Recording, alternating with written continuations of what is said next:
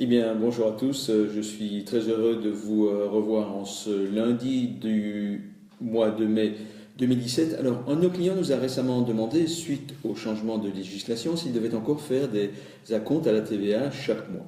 Et donc, je lui ai apporté la réponse, et puis je me suis dit que j'allais vous apporter la même réponse. La décision du ministère des Finances implique-t-elle quelque chose de nouveau pour les assujettis trimestriels? Alors, avant ça, un petit rappel, c'était quoi les acomptes TVA? Eh bien, lorsqu'une entreprise rentrait ou rentre une déclaration à la TVA trimestrielle, tous les mois qui suivent le dépôt de la déclaration, donc en février et en mars, en mai et en juin, en août et en septembre, en novembre et en décembre, elle doit chaque fois payer à l'administration de la TVA l'équivalent d'un tiers du montant de TVA qui était dû le trimestre précédent.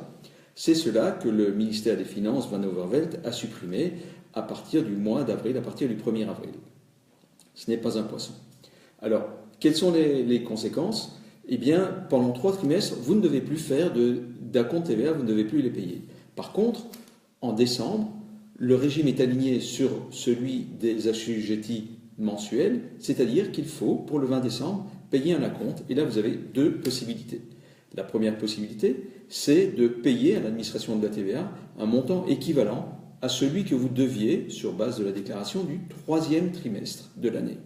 La deuxième possibilité, qui est à mon avis un peu plus compliquée, c'est de payer l'équivalent de la TVA due depuis le 1er octobre jusqu'au 20 décembre. C'est-à-dire que vous allez devoir faire soit de vous-même les calculs, soit de demander à votre comptable fiscaliste de le faire, et ça, je pense que ça va être un peu plus compliqué.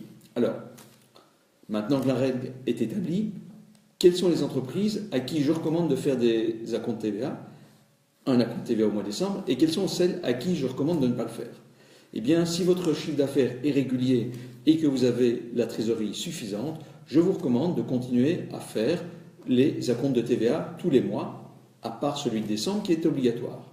Si par contre votre chiffre d'affaires est ce qu'on appelle hectique, c'est-à-dire qu'il est irrégulier, il est saisonnier, vous avez des factures exceptionnelles à un moment donné ou à un autre, alors là, il vaut probablement mieux ne pas faire l'avance de TVA à l'administration et au moment où votre comptable fiscaliste va vous dire quel est le résultat de la déclaration, à ce moment-là, faire le paiement de la totalité de la TVA.